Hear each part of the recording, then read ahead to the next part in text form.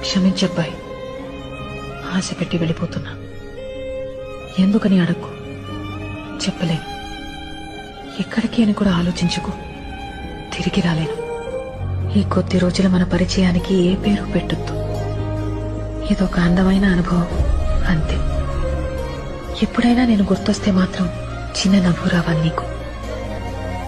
నువ్వు నవ్వితే చాలా బాగుంటావు. నాకిష్టం.